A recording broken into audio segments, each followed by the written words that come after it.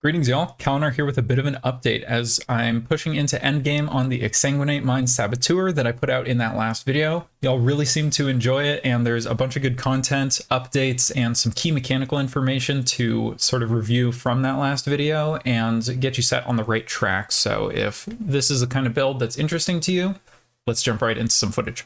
The build is extremely strong with white and yellow maps. We pushed through with just a 5-link. I did pick up a Tremor Rod. It was a little expensive on day 1 and 2. Progress we've made on the build so far starts with leveling up our gems. Not too much has changed in the direction other than the fact that we are no longer using Pyroclast Mine at all. We are purely Exsanguinate. I do want to talk about a couple key mechanics here. We are not using Corrupting Blood, as that doesn't work. We do not pay attention to our damage over time from Exsanguinate because our upfront damage from the mines is doing 20 to 30 times more damage, and we just purely scale that upfront hit. So please keep that in mind as you are watching through this. It is a bit different from other Exsanguinate builds in that sense. We have updated our gear. One thing to keep in mind is that this build does have a very strong budget start, so this is still a great contender for a league starter, and as you go through the league and accumulate more currency, you will be able to funnel that into the build and get more and more out of it as you are pushing further into the high investment categories. And this does scale well, so if you also have a ton of currency, you will be able to dump that into the build and get some pretty great returns with some really smooth, consistent mapping and clear speed. You will still be able to get that satisfying boss melting that you do see with some mine builds.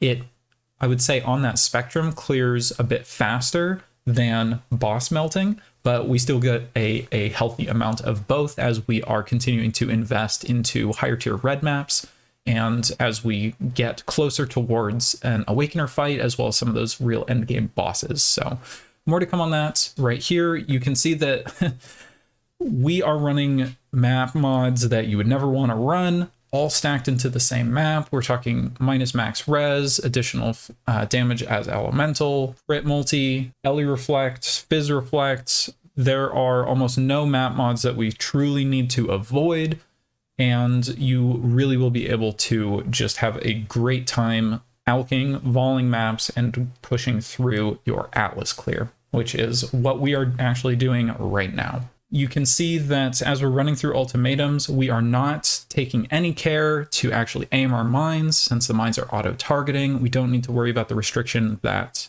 Exsanguinate has, where it's that narrow cone, because our mines are doing all of the work. We just pay attention to mobility and staying alive. It does get a little bit sketchy at some points, especially if you're trying to run Conquerors on these minus max res, high crit, high extra damage. So that's the real thing that you're going to want to pay attention to, is during those Conqueror maps. Beyond that, it's been very smooth. There are a couple deaths if something pops you for, 15,000 damage, but beyond that, it's been really well clearing. If we actually jump over and look at some gear, you'll see, again, I talked about how there's a budget option as well as some higher investments. So I'll go through with the gear that I have right now, but just know if you're looking for either one of those categories, I have you covered right after this.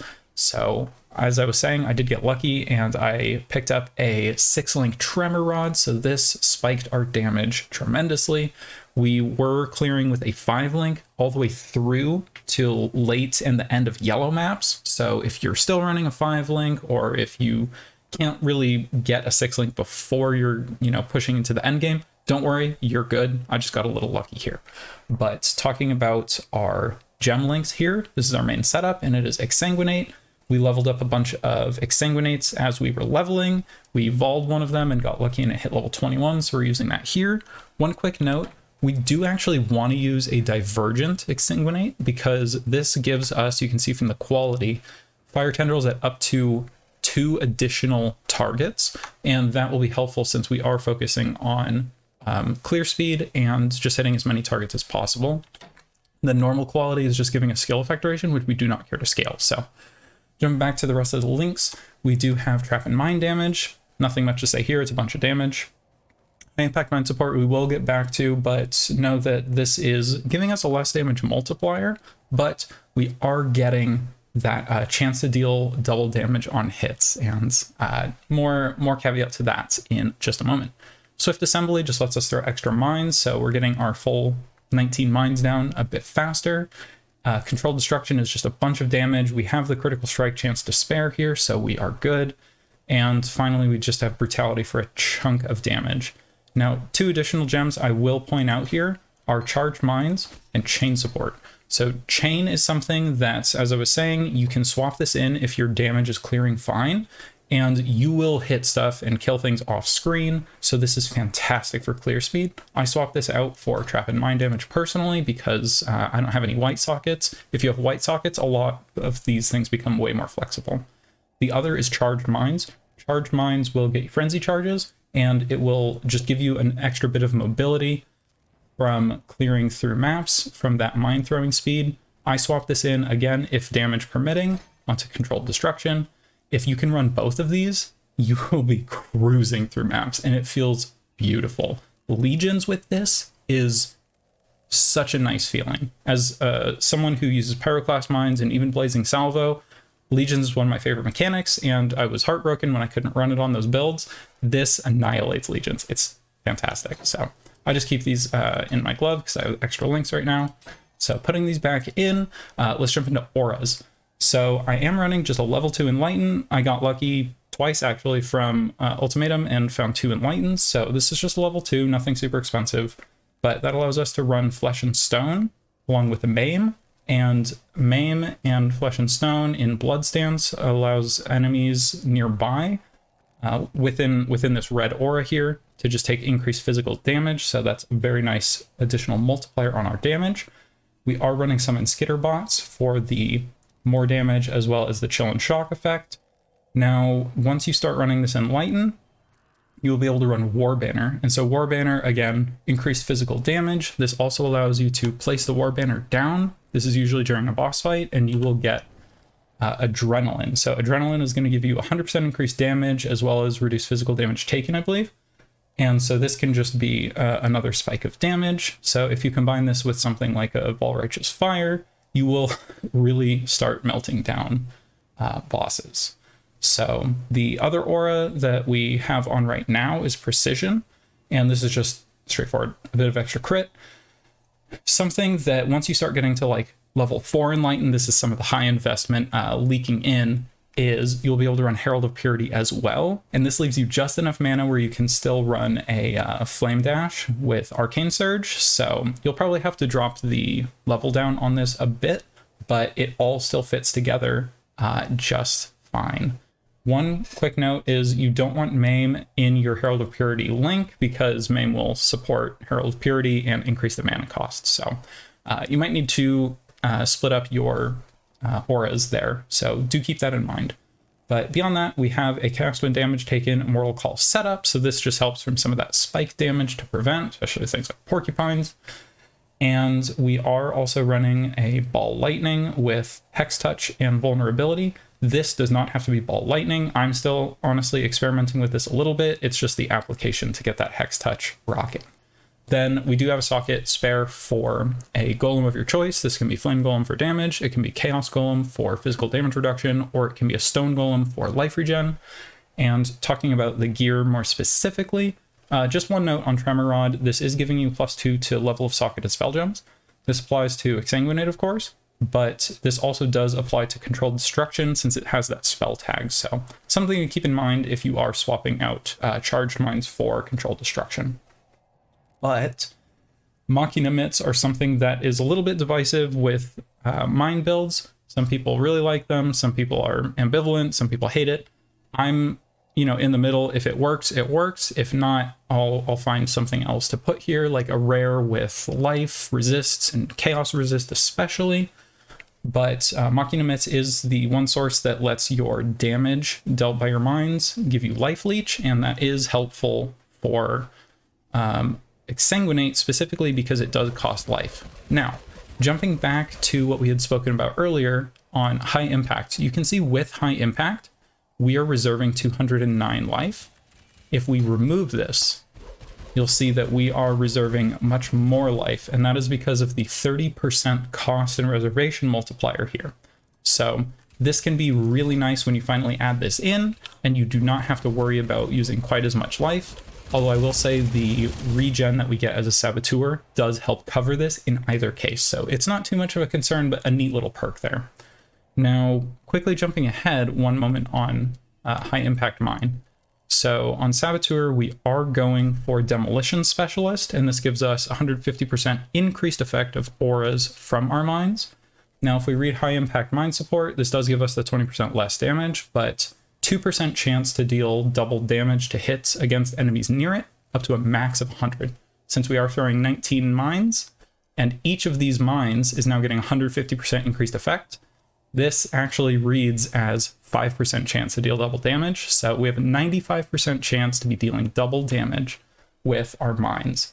And keep in mind that Blast Chain Mine itself does add a more damage to your mines the longer your detonation chain is. So if you're spamming detonate a lot, or if you are just cutting it early or only throwing a few mines, just remember that Blast Chain is giving you a bonus the longer your detonation chain is. So with our damage out of the way, the only thing we have left to talk about are the rares that we're using, as well as our Belly of the Beast. So this is something that you could swap out. I like having a little bit more life, and this is just helping out a little bit with our resists because I'm a little bit imbalanced, and I really would like to get more Chaos Resist in here. There's Chaos Resist that's coming out in Ultimatum damage, so it would be really helpful. But with the with running the Machinum, it's a little difficult to fit it in there. So you can easily swap this out. Just know that you might be getting a little less life, or if you choose to forego auras, you could go something like a Comb's Heart and get actually more life than this, pushing pretty close to 6,000 at that point, depending on what your jewels are looking like. Now for the helmet, this is a spot where you can get offense or defense. Mine throwing speed is something that you can throw on your helmet, which is really helpful. We see here I have physical damage to spells, so that's going to help us. We could also get nearby enemies take increased physical damage, but that gets much pricier, so I kind of went for the in-between here. Again, another spot for Chaos Res. Our rings are both going to just be life and resists, so again, make sure you're getting res capped and focusing on life and resistances here as well. The boots is the same story, just add movement speed onto there. The belt is the same story. You can also get like a damage roll if you can't find anything for an open prefix. Now the amulet is something that we can definitely go for some life, but we can really focus in on some damage here as well. So again, increased mine throwing speed is very big for mine builds. We have crit multi, and we have spell damage and the anoint. I went for counterweight, but there are really a lot of options you could go for on the tree. Something like efficient explosives is a very overall helpful mine node to pick up. As we talked about before, we have counterweight, which is over here. You can go for something more just generally defensive for like a chunk of life. So whatever fits your build best, go for that. One note I would like to add in, especially for players who are not used to mine builds, something that could be really appealing is going for something like Vitality Extraction, but it is important to note mines have a few things mechanically to pay attention to, one of which is you cannot gain on-kill effects from your mines. As we talked about with Machinum as well, you will not benefit from life leech, energy shield leech, anything like that from your mine damage. The only way to get life leech is from Machinum. So do keep it in mind, especially when you're looking for some of those juicy anoints to throw onto your amulet. The last piece of gear we have is our jewels. So the priorities we're looking here, you can see some of them here with crit multi, as well as crit multi for spells, mine throwing speed, mine damage, but most importantly to me is some percent life. So on some of the jewels we have over here, you can see a mix of maximum life and mine throwing speed, which is fantastic. This one is the same. Then the last ones we have here, this is a great one for damage, where it's just that mine damage and double crit multi. And this one that we had already looked at with damage multi and mine throwing speed. So those can really help out your build and keep you mobile during ultimatums for stacking up that mine throwing speed. Then I do just want to talk about the damage that we're at and some of the options. So I said before that everything is clearing very well. We're pushing through the Atlas and just trying to get to our Awakener fight at the moment. I wanted to get this video out to you guys just to know how it's going so far. And, you know, I'll do another update once we've actually taken down Awakener and done more of the end game harder bosses to see how much we can really wring out of this build before then. But we are sitting at about 2 million base DPS. This does increase with longer detonation chains. This is not including things like Vaal Righteous Fire and Adrenaline. It's a pretty straightforward POB. When you crack that down from the description into Path of Building, you'll see that the configuration is not cheesing a bunch of damage out. But if you do want to know what your boss damage will look like, you can hop into the config and check those on. The budget version that we're talking about is closer to that like 750k to 1 million DPS as you're pushing through yellow maps. And if you really have a high investment, we had talked about stacking some auras with like some level 4 enlightens, getting better gear from like crafted rares, much better amulets than mine, much better jewels than mine. That's when you're pushing to the like 3.5, possibly 4 million damage range. So if that's more your ballpark, that's a target that you can hit. But I'm so happy with how this character is turning out. This was kind of a gamble, and one of the reasons why I start as a miner is they have the flexibility to try any new spell gems that come out, assuming they aren't channeling spells, and really just throw them onto a generic mine build and see how they work. And every time this happens, it happened with Blazing Salvo, it's happening again here with Exsanguinate, it usually turns out very well. So I would highly encourage anyone who's found interest in this video to try out Exsanguinate mines. They're really fun. They're really cheap to start out. They scale well. They will serve you well. You saw the footage. You can see it for yourself. That it is a lot of fun, and you'll get a bunch of currency since you don't have to dump a bunch into the character unless you feel like it. That ties everything together. I do just want to take a minute. There have been so many people watching the video, liking, a bunch of you subscribed for some future content that we have, like I said, with that boss killing video, and potentially a build guide for this, like from scratch, if that's something that you want to see in the future. But I feel like this is probably a good medium for now. But a lot of you have been commenting down below, and it's been so fun talking with all of you in the comments. A lot of you have some really cool ideas that I'd like to see with Exsanguinate mines in the future. So keep that going down below. I'll be very active in the comments on my videos. I do work full-time, so the videos themselves will probably be on a more weekend cadence, but it's beautiful talking to all of you throughout the week. So with that being said, check it out in the description for the Path of Building. I do stream on Twitch whenever I find the time to, so you can find the link down that as well. You can subscribe for future comments, and regardless, hope to see you around, and good luck on your adventures.